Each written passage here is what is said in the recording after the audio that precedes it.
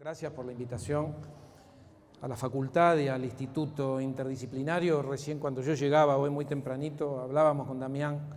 En serio, estoy muy agradecido, digo, sobre todo por el momento, y ahora voy a tratar de aclararlo. Hablábamos con Damián de la genealogía de esta facultad y del Instituto Interdisciplinario, ¿no?, que se remonta al Departamento de Investigaciones Científicas creado por el rector Ireneo Cruz, como semilla incluso de instituciones como el Instituto Balseiro, el aniversario o los 100 años de Jorge Sábato, a mi juicio el tecnólogo más importante que tuvo América Latina. Si tenemos algún colega o alguna colega brasileña, nos vamos a pelear porque ellos también tienen grandes tecnólogos y tecnólogas, pero realmente la figura de Sábato me parece que rompe todos los moldes, deja una obra que todavía hoy está vigente y hay que leer, no es tema de hoy, pero la vigencia de Sábato es enorme. Fue el gran estratega del sector nuclear, que sigue siendo el desarrollo nuclear argentino, que sigue teniendo muchísimos rasgos muy originales que hoy podríamos pensar que deben ser imitados si ponemos el contexto de la transición energética y pensamos en las renovables, pensamos en otras energías, obviamente en vaca muerta, bueno, donde podemos generar una institucionalidad para tener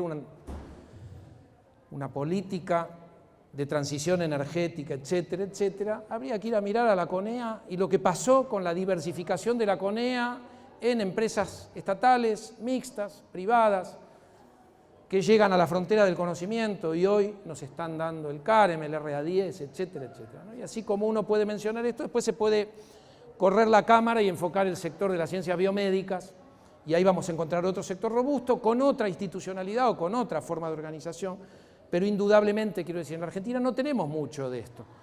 Tenemos el sector de las ciencias biomédicas, tenemos el sector nuclear, y probablemente hay que ir a mirar el agro, con una gran institución como el INTA, y después una enorme ciencia un poco diversificada, pero no así núcleos potentes que logren trascender políticas como la actual, ¿no?, o la no política científico-tecnológica que estamos padeciendo de manera muy acelerada, y por eso creo que, o por lo menos para mí, el agradecimiento y la motivación de venir a hablar hoy tiene que ver con una situación o un presente dramático para la ciencia y la tecnología. Lo que a mí me parece, y en lo que se fundamenta esta charla, y perdón que ponga, estas son 2 diapositivas, mi PowerPoint, esto tiene una lección gráfica inmediata, es decir, si uno esperara, o si uno preguntara a un país desarrollado, mostrame la tendencia histórica de la inversión del Estado en investigación y desarrollo, uno vería un cuadro con una curva creciente. No importa la forma de la curva, vería una curva creciente. No tenemos la serie histórica completa porque la compatibilidad de los datos y la metodología estadística empieza a ser uniforme a partir del 2002, pero si fuéramos hacia atrás, extrapolando y tratando de adaptar los datos disponibles, veríamos una serpiente un poquito más chata. Me remonto a la última dictadura, y ahora les voy a explicar por qué yo tomo como corte. Yo quiero hablar de las 4 décadas de democracia para la ciencia y la tecnología, pero para mostrar que en la Argentina ya sabemos lo que tenemos que hacer con la ciencia y la tecnología si queremos que la ciencia y la tecnología acompañe un proyecto de país, con industria, con agro, con minería, con mayor equidad, con generación de puestos de trabajo, en un país donde no nos tengamos que avergonzar y padecer un 50% de pobreza, que para eso está la ciencia y la tecnología, para eso está el conocimiento. ¿De dónde lo tomo? Bueno, de por lo menos 200 años, desde la revolución industrial hasta hoy, es desde donde se puede empezar a mirar procesos de los cuales aprender.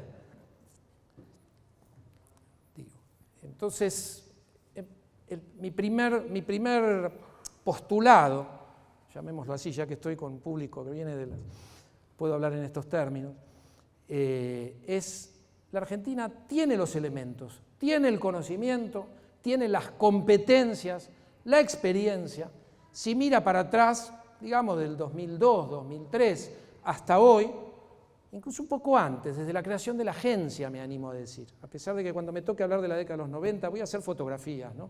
No voy a recorrer, no se asusten, los 40 años de manera exhaustiva, pues sería un plomazo esto. Sí me interesa sacar algunas fotografías de gestiones de gobierno, porque lo que se ve ahí no es al azar. Lo que se ve ahí son gestiones de gobierno. Ascendentes, gestiones de gobierno que apuestan a la ciencia y la tecnología, y entonces vemos índices de desarrollo social positivos, vemos crecer las pymes, vemos crecer las fuentes de trabajo digno, ¿sí? Y cuando empieza a caer, bueno, vemos exactamente lo opuesto. Y coincide con proyectos de país que se excluyen. Yo me tomé un poco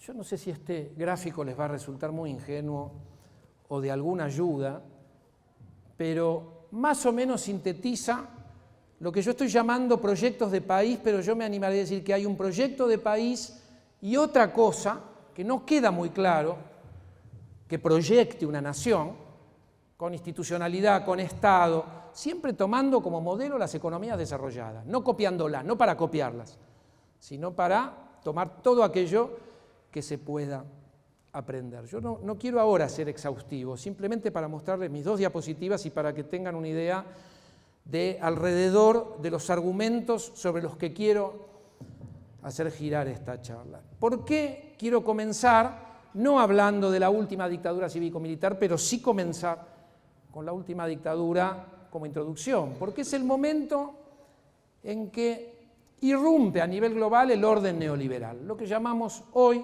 orden neoliberal, que tiene que ver con la crisis del petróleo a comienzos de los 70, con los gobiernos de Reagan y Thatcher, y el combate a los sindicatos y a la organización del mundo del trabajo, porque las tasas de ganancia estaban en caída desde fines de los 60, y entonces, ¿no?, el capital, déjenme hablar así, si cuando llegue el momento de discutir me preguntan, yo puedo abrir la cajita del capital, donde están las grandes transnacionales, los organismos de gobernanza global. Hoy podemos hablar del FMI, el Banco Mundial, la Organización Mundial de Comercio, la OCDE, ¿no?, que forman algo así como un Estado supranacional, que es quien regula este orden o este nuevo orden que aparece en la década de los 70.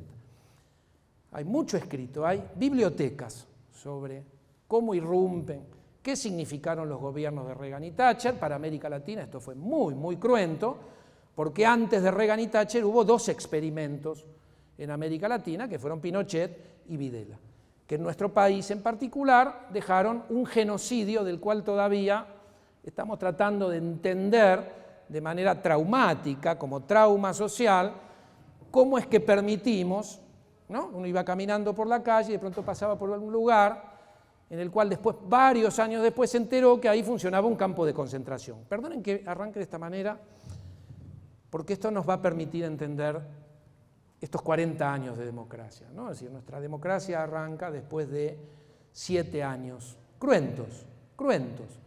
Lo que pasó con la ciencia y la tecnología, sáquenlo como corolario de lo que acabo de decir, ¿sí? No es lineal, hubo mucha inversión en el sector nuclear, porque ahí había cierta heterogeneidad en la cúpula militar, esto está muy trabajado. Hay una historiadora que se llama Paula Canelo que escribió justamente de estas cuestiones y dice, bueno, había un pequeño núcleo de militares nacionalistas que no estaban de acuerdo con las políticas de Martínez de Hoz y entonces defendieron algunos sectores estratégicos, entre ellos el sector nuclear. Entonces uno se encuentra con la sorpresa de que en 1980 la CONEA tenía la CONEA con las centrales, ¿no?, con Atucha 1, hoy Atucha 1, Embalse, Atucha 2 están dentro de una empresa, Nucleoeléctrica, que en los 90 se lo separa de la CONEA. Pero uno se encuentra con una Comisión Nacional de Energía Atómica que tenía $1.000 millones de presupuesto. Pero por otro lado, uno ve el desfinanciamiento y en algún punto las propias políticas de terrorismo de Estado dentro de las universidades y un crédito BID para el CONICET, para que el CONICET creara sus institutos y se separara de la universidad. Algo que todavía hoy estamos, ¿no?, discutiendo y tratando de recomponer con las unidades de doble dependencia. ¿Cómo hacemos para que el CONICET cumpla con lo que dice su estatuto de creación? fue creado para fortalecer la investigación en las universidades. Bueno, ya pasó mucha agua, ¿no?, por abajo del puente del año 58, pero fíjense que los daños que hacen los gobiernos que rompen las instituciones, después recuperar eso, recuperar una lógica institucional o una capacidad de diseño institucional es muy complicado.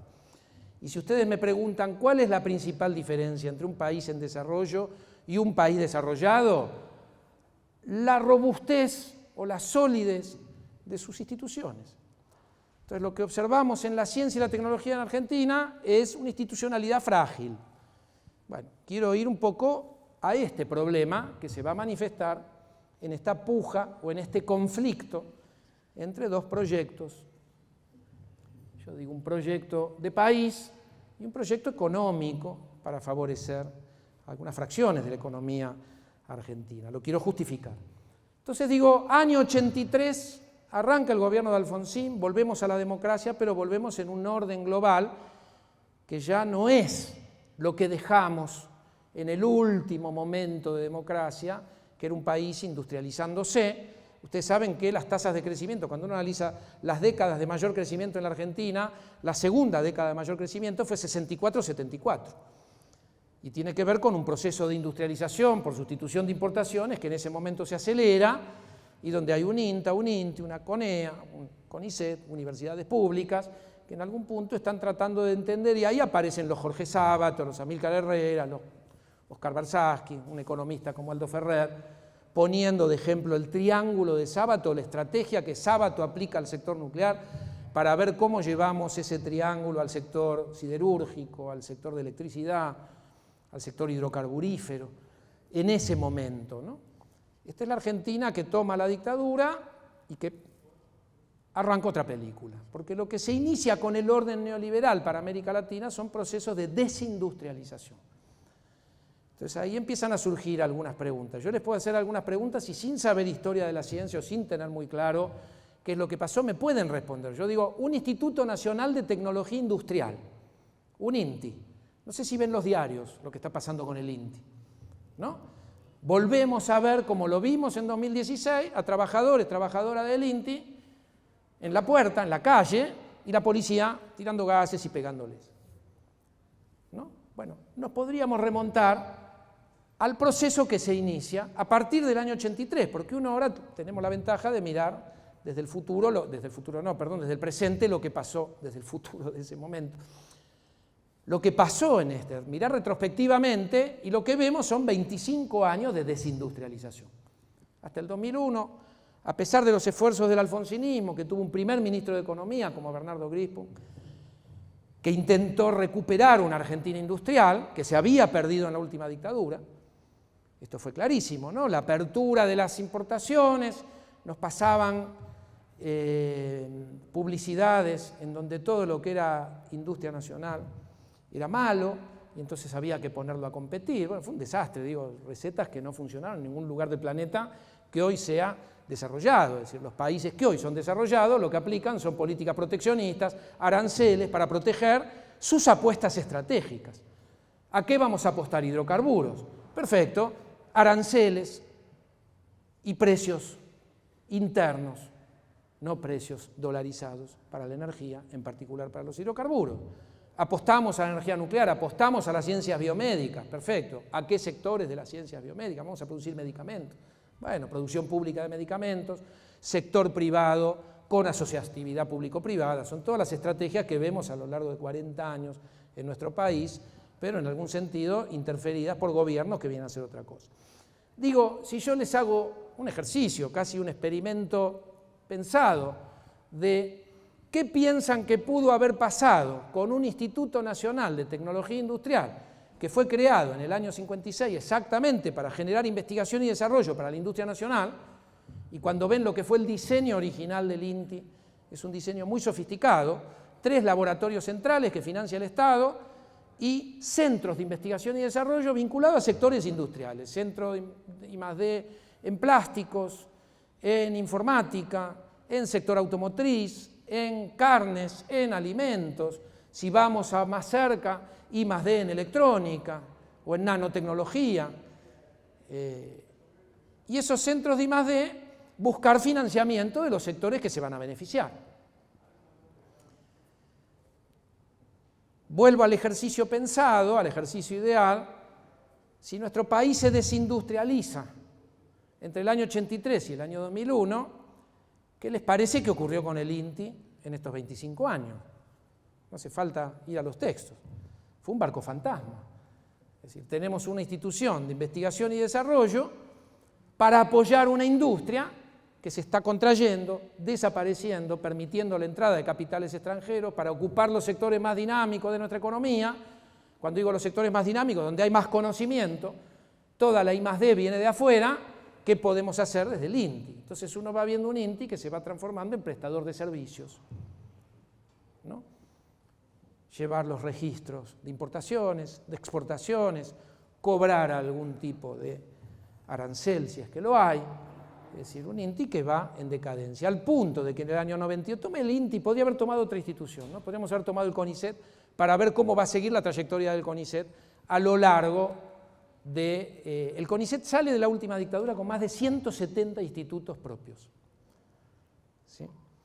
Es decir, un CONICET que claramente fue intencionadamente más un montón de problemas de corrupción importante, que quien fue presidente del CONICET entre el 83 y el 89, Carlos Aveledo, que lo acompañó a Manuel Sadowski, yo digo los nombres por si les suenan, un gran matemático, creador o no creador, impulsor de la informática y la computación en la Argentina en la década de los 60, vuelve en el año 83, fue el vicedecano de Exactas cuando ocurrió la noche de los bastones largos, y una persona con experiencia, ¿no? En represiones, en saber que en este país para hacer ciencia y tecnología hay que tener ganas, hay que ser robusto, hay que tener vocación, hay que tener ideales, porque las condiciones no son muy favorables.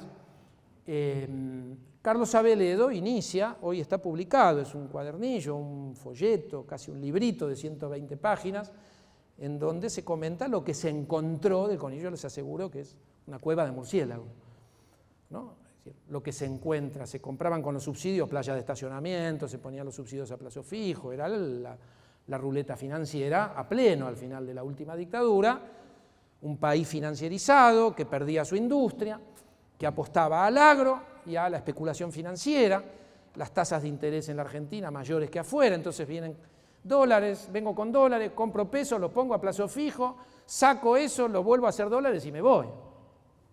No sé si escucharon. Digo, cuando necesiten hacerse unos pesos y tenemos un gobierno como el actual, ahí está. Es un poco más sofisticado, ahí está, ¿no? Varios dólares. Uno se tiene que asociar a algún fondo como algún fondo buitre que anda por ahí prestando este tipo de servicios. Bueno, cierro con el alfonsinismo, que tuvo muy buenas intenciones. Uno escucha actores como Sadowski diciendo: nos proponemos un CONICET que logre articular con nuestro sector de la producción. El CONICET crea un área de asistencia tecnológica, oficina, todo esto está muy trabajado, por eso permítanme dar algunos trazos. Y lo que vemos es que en realidad, y así lo dice Sadowski, déjenme poner esta frase, la dejo guardada, la parafraseo, dice, lo que es, él hace el balance en el año 86-87 en realidad, a pesar de los esfuerzos que hicimos, lo que vemos es que industriales, ganaderos, así lo dice él, y ya no me acuerdo qué más nombra, pero está hablando de sectores de la producción, no vienen a buscar conocimiento al CONICET y a las universidades. Es decir, ahí hubo intentos de lo que se entiende hoy en nuestro país, que es la dirección en la que tiene que ir una política de ciencia y tecnología virtuosa, es decir, plantar un proyecto de país que se supone que es compartido, que esto debería estar por arriba de la línea de flotación de los conflictos partidarios, como ocurre, por ejemplo, entre republicanos y demócratas en Estados Unidos, que se pelean como perros y gatos, se clavan, hay procesos judiciales, y sin embargo, cuando les toca gobernar, hay cosas que no se tocan. La investigación y desarrollo es una de las variables que no se tocan. Probablemente los republicanos apunten un poquito más a algunas líneas que a otras, financian de manera más intensiva a algunos sectores y a algunas empresas que otras, pero cuando uno va viendo la inversión en I+D, es creciente, tienen que competir con la Unión Europea, hoy tienen la sombra de China que está emergiendo, y entonces, mirá, gane quien gane, hay políticas de Estado, palabra mágica. Uno va a Gran Bretaña y lo mismo, se encuentra con los laboristas y los conservadores que se pelean como perros y gatos, unos son socialistas, los otros son liberales, y sin embargo hay cosas que no se tocan. Eso es lo que no está ocurriendo, no en Argentina, en general en América Latina, no es que seamos tontos, hay cuestiones geopolíticas y a esto es a lo que yo quiero llegar en el minuto, alrededor del minuto 40, por eso tengo ahí mi cronómetro para no... Se dan cuenta que estas charlas divergen, ¿no? Es decir, si a mí no me dijeran tenés que usar 40 minutos, podemos hablar varios días de estas cuestiones. Cada uno de estos temas que vamos tocando son temas que en algún punto son cajas de Pandora. El alfonsinismo dejó cosas muy interesantes como la SLAI, la Escuela Latinoamericana de Informática, que se crea siguiendo el modelo del Instituto Balseiro, se instala en el Parque Pereira Iraola, en Buenos Aires, en la provincia de Buenos Aires. Logró tener solo 100 egresados porque luego arranca en realidad, se crea en el año 86-87, en el año 89 asume otra gestión de gobierno, Carlos Menem, que se encarga de clausurar la SLAI a los 2 años.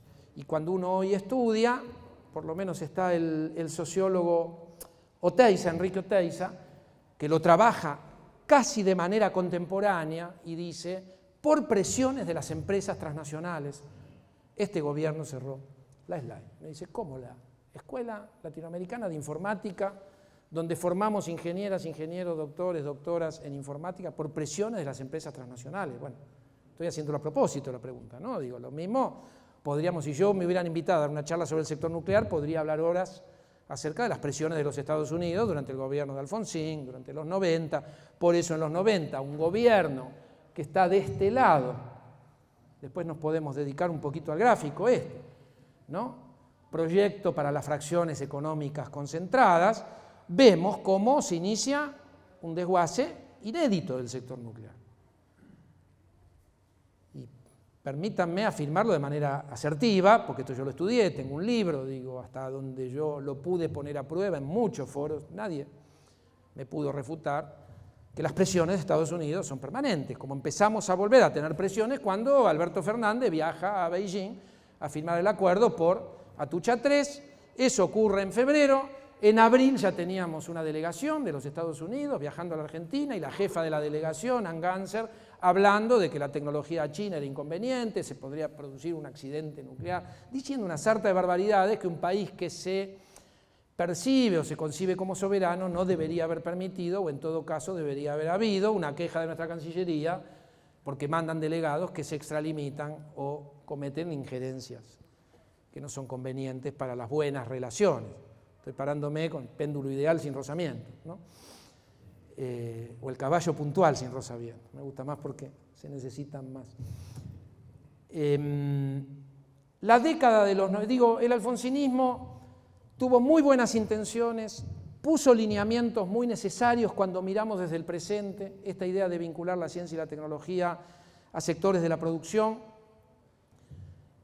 acompañó la política nuclear, acompañó el proyecto de desarrollo de un misil balístico secreto, el proyecto Cóndor 2, heredado del gobierno de facto, que va a ser desguazado, desmantelado en el año 91-92, por eso hoy tenemos el proyecto Tronador. Tuvimos que volver a comenzar desde cero después de 20 años de lanzar cohetes de combustible sólido. 30 años, no 20, de la década, desde 1960 Argentina empieza a lanzar. El gobierno de Menem también se encargó de desguazar 30 años de desarrollo de cohetería. Uno dice, bueno, pero un misil balístico de alcance medio, bueno, eso es para discutir, pero en principio eso se podría haber reconvertido a un inyector satelital, perfectamente, si se hubiera negociado desde la posición de un país soberano que entiende que necesita esa tecnología para beneficio de su industria, para su proyecto de país, etc. Entonces uno puede señalar algunas líneas en las cuales hubo instrumentos, por ejemplo, que generó instrumentos de incentivos para los investigadores. La cuestión salarial durante los 80 fue dramática, ¿no? Ahí aparece la historia con el FMI, digo, en el año 86, cuando asume Surruil como ministro de Economía, es un ministro que viene a poner políticas de déficit fiscal, cero. No sé si les suena familiar esto, ¿no? Es decir, lo que se llama ajuste estructural, plan austral. Vivimos en un plan austral, ¿no? Es decir, desde que Surruil arrancó con el plan austral, intermitentemente nos aparecen gobiernos que nos vienen a hablar, la dolarización es un plan austral, o la convertibilidad fue un plan austral, quiero decir, o dicho de otra manera, la convertibilidad fue la dolarización, pero con el peso, o sea, donde ven un peso, ahora ven un dólar, ¿sí? Magia, hacemos 1 a 1, y para sostener la paridad vendemos todo el Estado Nacional, nos endeudamos, cuando se acabó lo que teníamos para vender, ¿sí? Y cuando ya nos endeudamos a tal punto que ya no nos prestan más, bueno, se acabó la convertibilidad, el país se va por el abismo del 2001.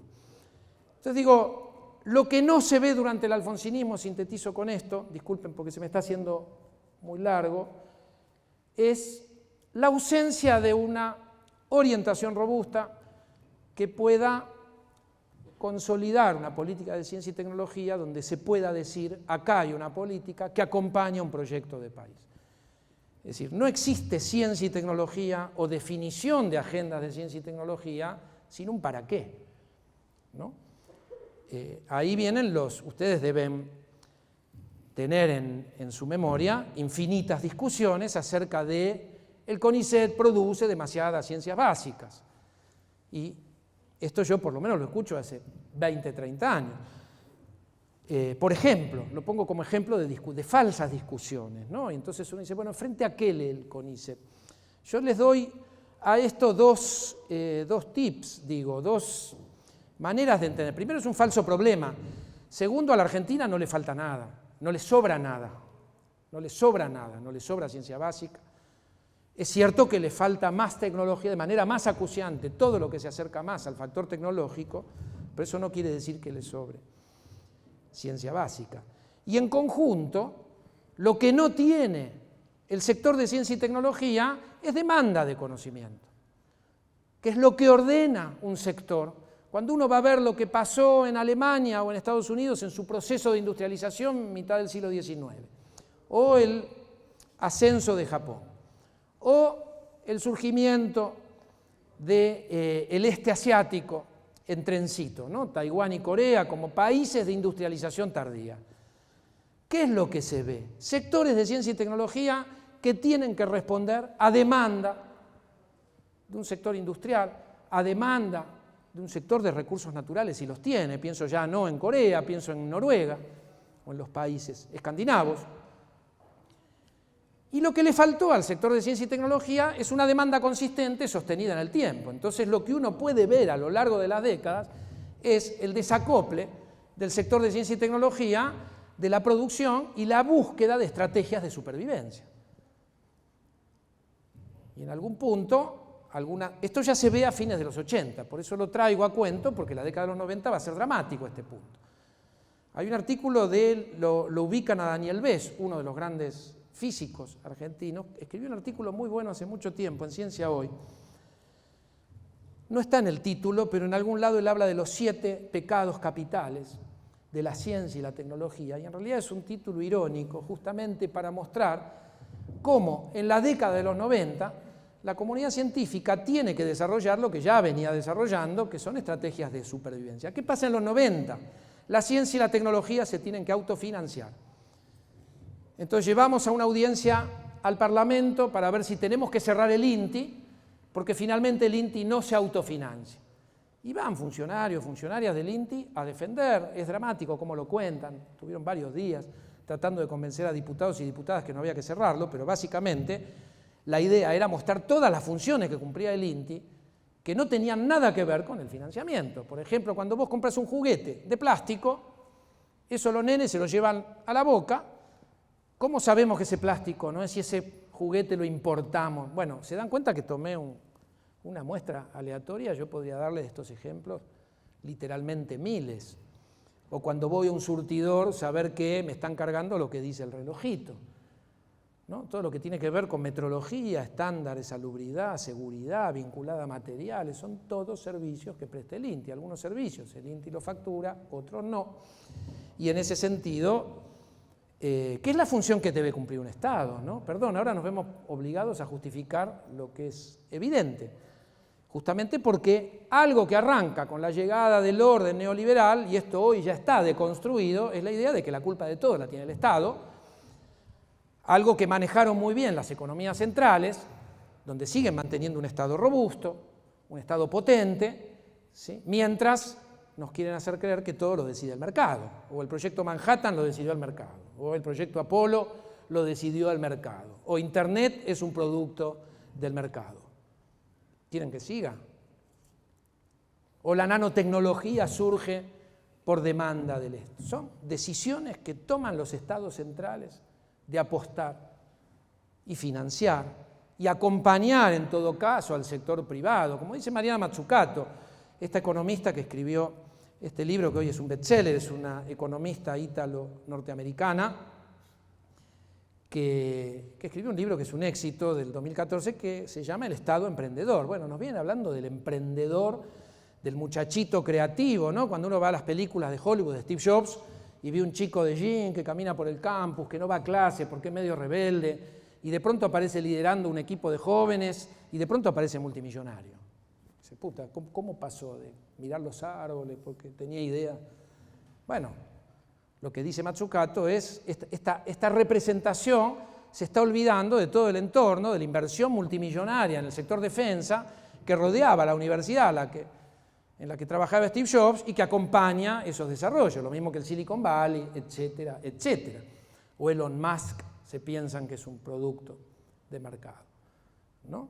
Más de 5.000 millones de dólares recibió Tesla y SpaceX, más exenciones o promociones del Estado norteamericano para que se compren los autos eléctricos de Tesla, por ejemplo, que hoy significa que Elon Musk debe haber recibido del Estado norteamericano en términos de beneficios, aranceles, exenciones, alrededor de 15.000 millones de dólares.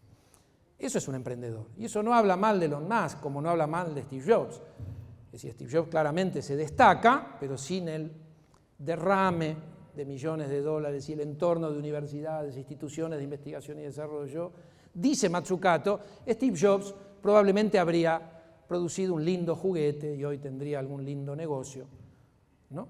Como un gran emprendedor. Eso no le quita mérito a Steve Jobs, simplemente es entender qué significan estos emergentes, estos grandes emergentes que hoy son un poco los mandarines de la economía global. La fotografía de los 90 es dramática, entre otras cosas, porque sí estamos de este lado muy claro, ¿no? Un gobierno que viene a hablar de austeridad o de déficit fiscal cero, es decir, las políticas que impone el FMI. Hablamos, ¿no?, de la privatización de bienes públicos, la salvación de la Argentina va a estar en el extractivismo, en la minería, en el hidrocarburo, pero como no hay capitales nacionales hay que generar inversiones y hay que generar las condiciones adecuadas para las inversiones y las condiciones adecuadas son la flexibilización laboral. Si venís a la Argentina, invertís que tenés que pagar bajo salario, no tenés que pagar salario familiar, no tenés que pagar vacaciones, no, etcétera. Eso es generar un clima de inversiones. Si vemos los objetivos económicos, si vamos al rol del Estado, ¿el Estado qué hace? Gestiona endeudamiento, es garante de los grandes negocios de los grupos concentrados, nacionales y extranjeros, que son los que se benefician, y como la gente protesta porque no quiere perder los derechos laborales, porque quiere tener un buen salario, porque si trabaja 8 horas, ¿por qué no cobrar un salario digno, como en cualquier lugar del mundo? Uso un término que no me gusta mucho, pero lo digo de manera civilizado. Entonces el Estado también se dedica a la coerción del campo popular, ¿no? Es decir, estamos decididos a que no se corte ninguna calle. Y no estamos decididos a que los jubilados cobren una jubilación. Bueno, eso no se dice, pero sí se dice que entonces vemos episodios como los del INTI. La política exterior es muy interesante porque es un muy buen indicador de hacia dónde va nuestro país. Y en este gráfico que yo mostraba, en esta oscilación, acá hay políticas exteriores que divergen. Es decir, la política exterior de los 90, como la política exterior 2016-2019, como la política exterior actual es alineamiento automático con la potencia hegemónica. Es decir, con los Estados Unidos y sus aliados. Y eso supone cerrar la Escuela Latinoamericana de Informática, supone desmantelar el sector nuclear, supone, etcétera, etcétera, ¿no? Es decir, capital extranjero para los sectores más dinámicos. Entonces la pregunta es, ¿qué rol puede jugar la ciencia y la tecnología en la columna de la derecha? Podríamos seguir, yo no quiero detenerme, esto está publicado, lo publicaron hace 2 días, me interesa la última línea, es decir, para esta segunda columna, ¿qué puede ser una política de ciencia y tecnología? Y acá permítanme, voy a trabajo empírico, es decir, lo que se ve es que se sostiene una ciencia de élite, desconectada de la economía, porque no hay un proyecto de país, no hay sectores estratégicos definidos para acompañar un proyecto de país, se compra tecnología extranjera llave en mano, pero ¿por qué se sostiene esa élite científica? Esta es la parte interesante, y acá tiene que ver con la ideología, y tiene que ver con que en la sociedad argentina hay una percepción social positiva de la ciencia, que después podemos discutir por qué esto ocurre de esa manera. Esto se vio muy claro entre 2016 y 2019. El candidato a presidente que finalmente ganó decía en campaña, yo voy a sostener, si el kirchnerismo es producto de Satanás, pero lo que se hizo bien lo vamos a sostener, y las políticas de ciencia y tecnología estuvieron bien. Dijo en campaña. Después hizo todo lo contrario, ¿no? Ahí tenemos cómo se sostuvo. Ese valle profundo es el de financiamiento. Ahora, ojo, porque no solo hubo desfinanciamiento, hubo desmantelamiento de sectores estratégicos. ARSAT 3 se tendría que haber puesto en órbita en el 2018, teníamos comprometido una tercera posición orbital si cumplíamos por la Unión Internacional de Telecomunicaciones. Y se hizo público un documento secreto con un acuerdo con la empresa Hughes, norteamericana de defensa, en donde se iba a crear una empresa con el 51% accionario para Hughes y un 49% para ARSAT. Y le íbamos a dar nuestra posición orbital y nuestro ARSAT 3, que era para la banda ancha, a una empresa norteamericana. ¿Cómo llegamos a ese punto? Deberían salir a explicarlo los funcionarios de ese periodo, pero eso era lo que finalmente no se firmó porque se produjo un escándalo notable. Digo, ¿no? Es decir, nuestra sociedad, algunos anticuerpos para defender algunos episodios, digo, podemos ver, digo, que resultan. Entonces, perdón, quiero volver, no sé qué hice, con los lentes, ahí está, que los lentes de cerca me borronean. Estaba en la última, ¿no? Decía yo, se sostiene un sector de ciencia chiquito, que es un sector que en general es afín a estos gobiernos, o los apoyan por lo menos al comienzo. Esto pasó 2016-2019, tuvo un apoyo de la comunidad científica. Esto estaba, yo qué sé, hubo un documento donde directoras de institutos de CONICET firmaron una solicitada para que se vuelva a financiar la ciencia y la tecnología con los estándares con los que se venía, porque venía cayendo, y en 2016-2017 firmaron 80 institutos, en el 2018 ya firmaron 180 institutos. Estoy dando números aproximados, ¿no? Quiero decir. Ahí es donde se ve apoyo inicial y ya arrepentimiento, por lo menos en lo que hace al sector en el que uno está involucrado.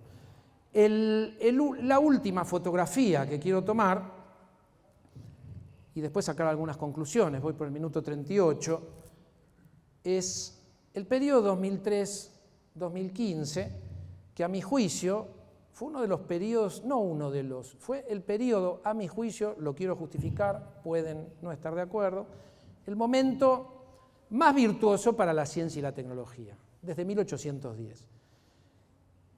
No solo lo vemos en la inversión, donde ustedes veían ahí el pico más alto, porque esto no es solo financiar, no financiar, financiar, no financiar, es financiar, pero financiar con algún sentido, con alguna definición de sectores.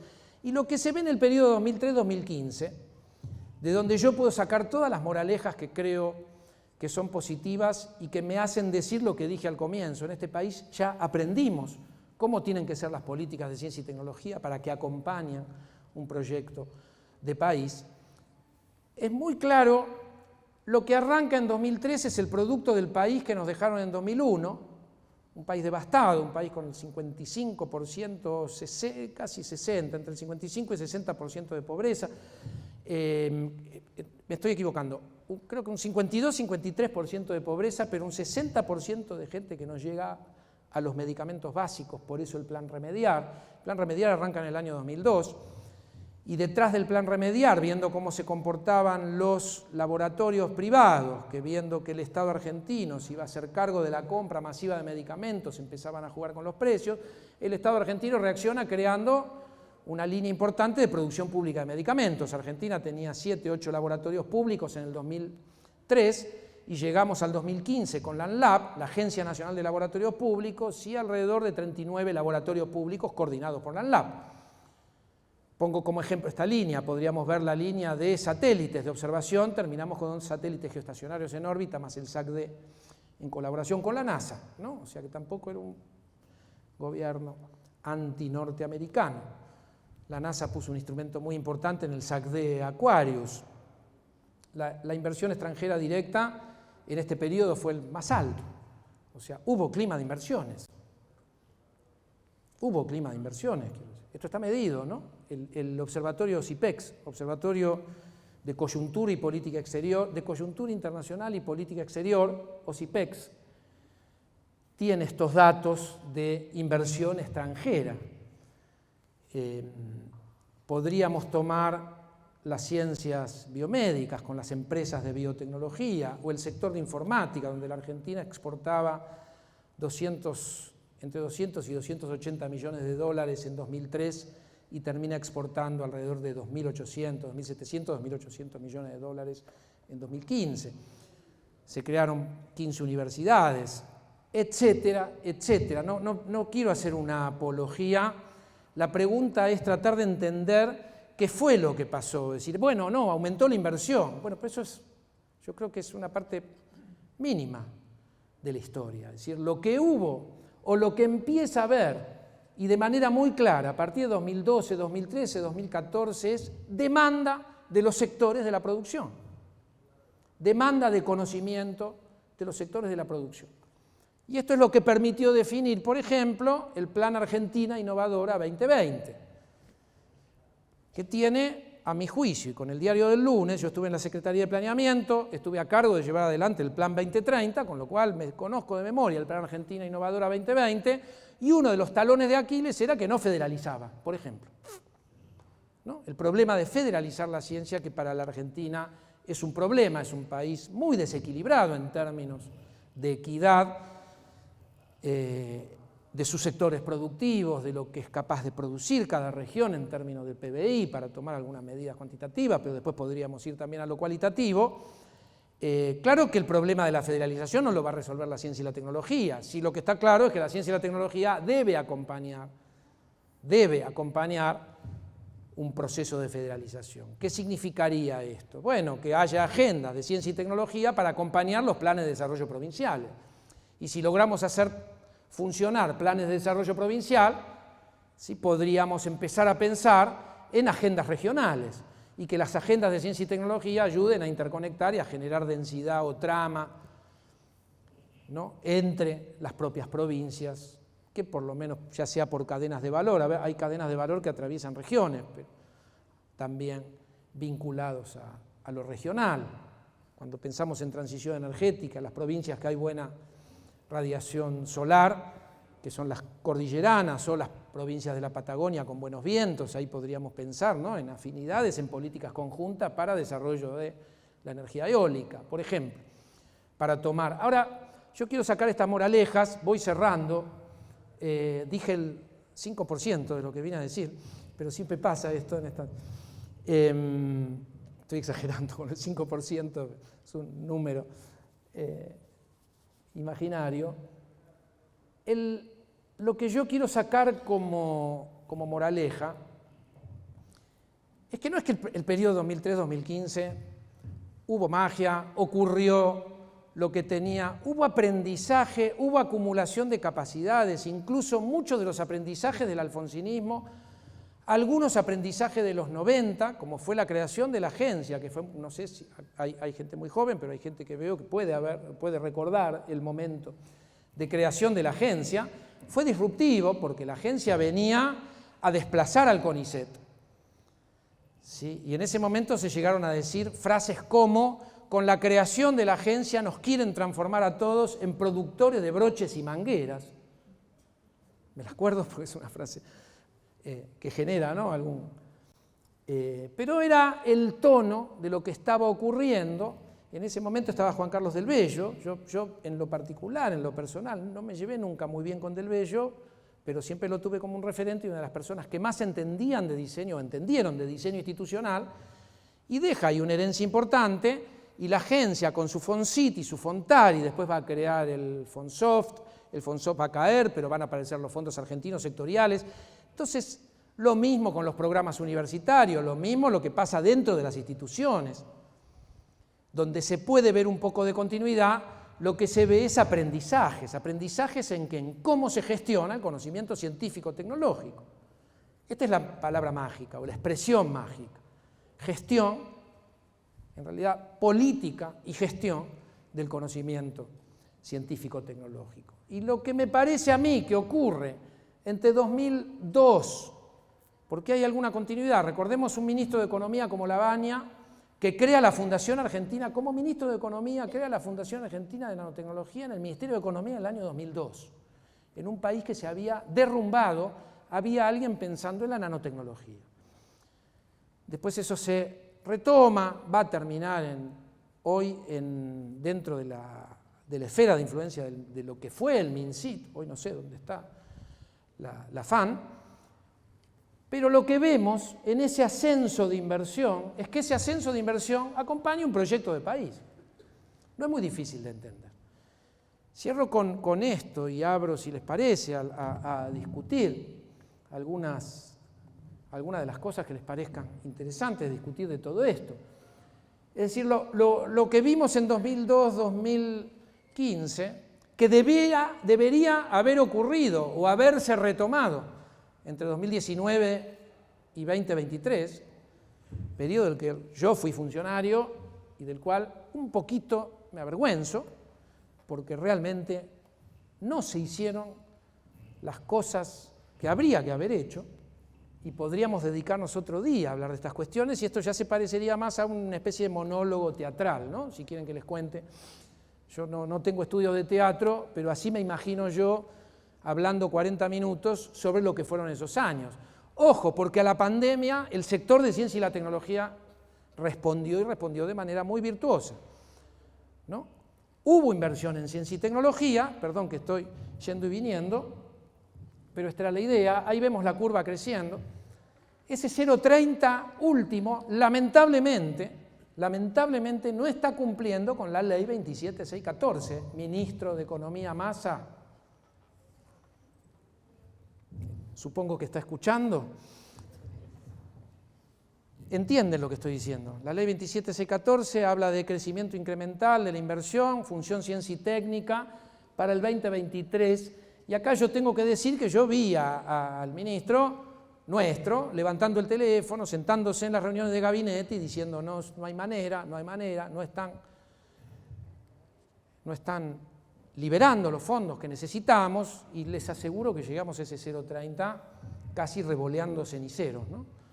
Pero bueno, así todo, permítanme rescatar que la inversión fue creciente, y en medio de un país endeudado como el que se heredó en el 2019, un país muy endeudado, con el FMI respirándole en la nuca a nuestro ministro de Economía, eso significa un esfuerzo enorme, porque lo primero que viene a recortar el FMI es lo que considera subsidiario, y créanme que la ciencia y la tecnología para el FMI en nuestro país es subsidiario, y si no, miren lo que está haciendo este gobierno con la ciencia y la tecnología, obediente del FMI. Entonces digo, eso también hay que interpretarlo como una intencionalidad. El RA10, el Karen, la vacuna, la primera vacuna 100% nacional, podríamos hablar de muchos logros, el proyecto Pampa Azul, la necesidad de volver a reequipar algunos laboratorios que venían sin recibir equipamientos desde el 2015, etcétera, etcétera. Nosotros, desde la Secretaría de Planeamiento le propusimos a la agencia recuperar la política de producción pública de medicamentos, y se recuperó esto antes de la pandemia, es decir, en cuanto llegábamos con esta idea de recuperar primero los fondos argentinos sectoriales y a continuación aplicar un fondo argentino sectorial porque nos parecía un instrumento muy adecuado para financiar la ANLAP. La ANLAP que hoy está en el DNU en la siguiente frase: suprímase la ANLAP, ¿no? La Agencia Nacional de Laboratorio. No sé si lo vieron en el texto.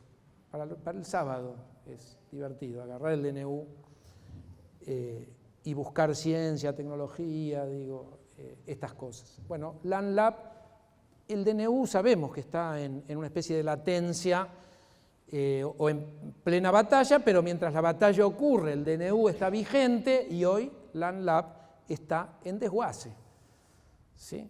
Venía coordinando 43 laboratorios públicos, etcétera, etcétera. Perdonen, porque como ven, me va a costar mucho cerrar.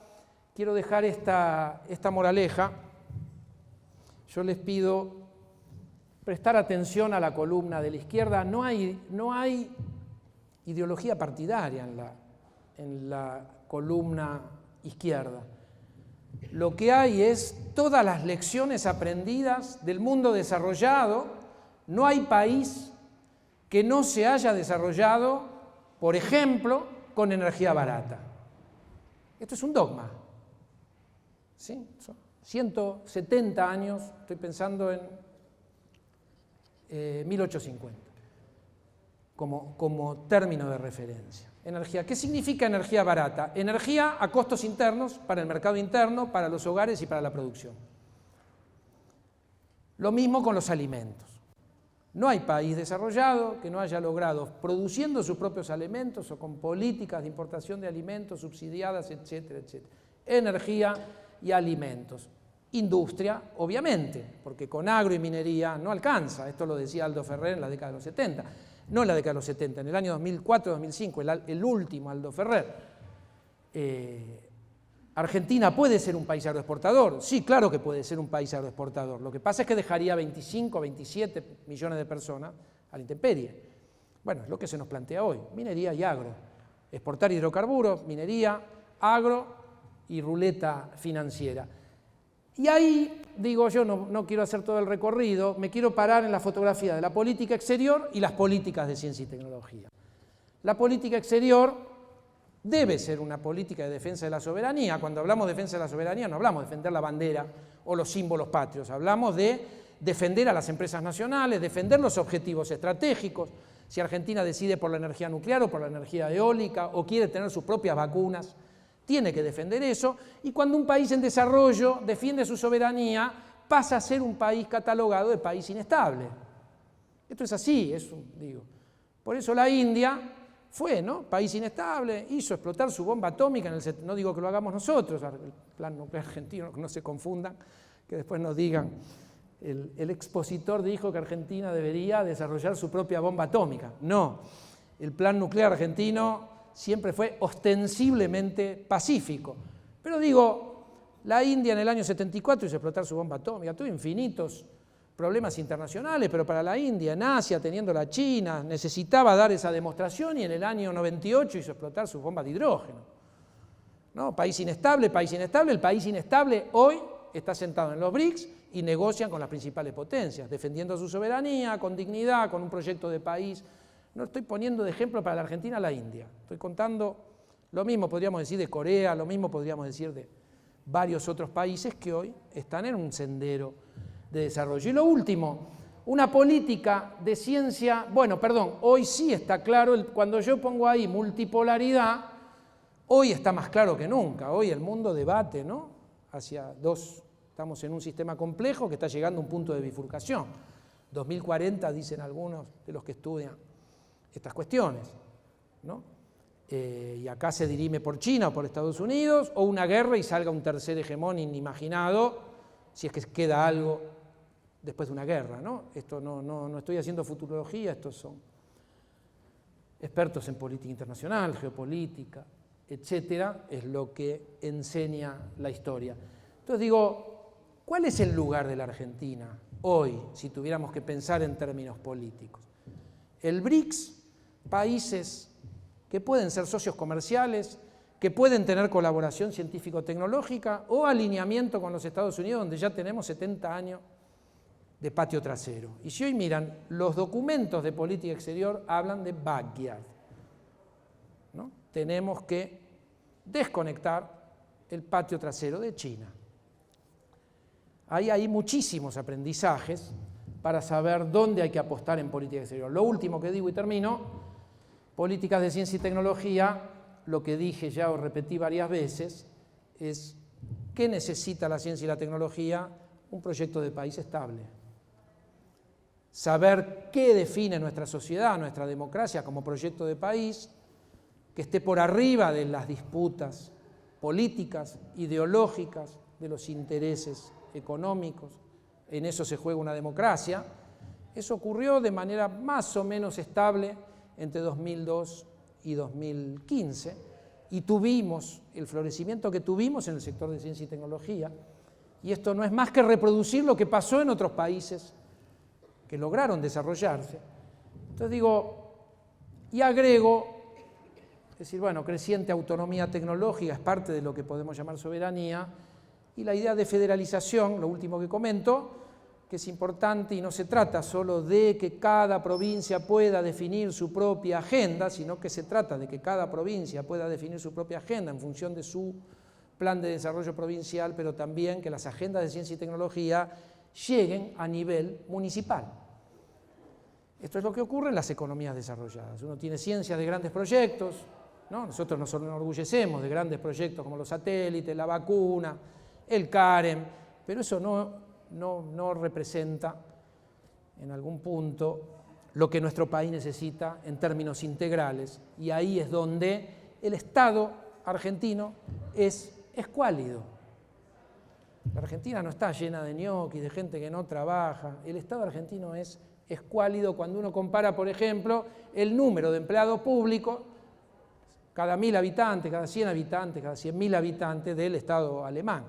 Y entre otros sectores, lograr una política de ciencia y tecnología, esto lo vivimos y lo vimos cuando debatimos en el COFECIT, en el Consejo Federal de Ciencia y Tecnología, con las provincias y quisimos avanzar con un plan que tenga una dimensión federal robusta.